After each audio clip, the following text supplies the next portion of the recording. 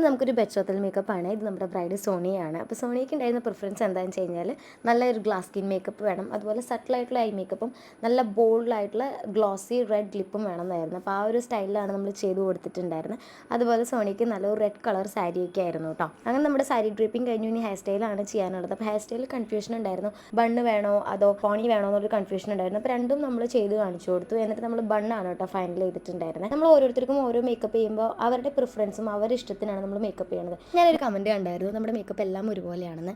ഓരോ മേക്കപ്പ് ആർട്ടിസ്റ്റിനും ഓരോ സ്റ്റൈലാണ്. അവർക്ക് എന്തായാലും ഒരു സിഗ്നേച്ചർ മേക്കപ്പ് എന്ന് പറഞ്ഞിട്ടുണ്ടാകും. അപ്പോൾ നമ്മുടെ ഓൾമോസ്റ്റ് വരുന്ന ബ്രൈഡ്സ് എല്ലാവരും നമ്മുടെ തന്നെ റെഫറൻസ് പിക്ക് കൊണ്ടുവന്നിട്ട് എനിക്ക് ഇതുപോലത്തെ മേക്കപ്പ് വേണമെന്നാണ് പറയാറ്. പക്ഷേ എല്ലാവർക്കും ഒരുപോലെ നമുക്ക് ചെയ്ത് കൊടുക്കാൻ പറ്റില്ല, കാരണം ഓരോരുത്തരുടെ ഫീച്ചേഴ്സും ഓരോ തരമാണ്. അപ്പോൾ അതിനനുസരിച്ചിട്ടാണ് നമ്മൾ മേക്കപ്പ് ചെയ്ത് കൊടുക്കാറ്. അതുപോലെ സ്കിൻ ടോണും നമ്മൾ ചേഞ്ച് ചെയ്യാറില്ല, സെയിം സ്കിൻ ടോണിലാണ് നമ്മൾ മേക്കപ്പ് ചെയ്യുക കേട്ടോ. പിന്നെ ഡിഫറൻ്റ് ആയിട്ടുള്ള ഹെയർ സ്റ്റൈൽസും കാര്യങ്ങളും നമ്മൾ റെഫർ ചെയ്യാറുണ്ട്. പക്ഷേ അത് ഓരോരുത്തരുടെ ഇഷ്ടമാണ് ചെയ്ത് നോക്കണമെന്നുള്ളത്. അതുപോലെ സോണിയയ്ക്ക് ഈ ബാങ്ക്സ് നിർബന്ധമായിരുന്നു കേട്ടോ, അതുകൊണ്ടാണ് നമ്മൾ ഈ ബാങ്ക്സ് ഒക്കെ ഇട്ട് കൊടുത്തിട്ടുള്ളത്. അപ്പോൾ ഇതാണ് നമ്മുടെ സോണിയ.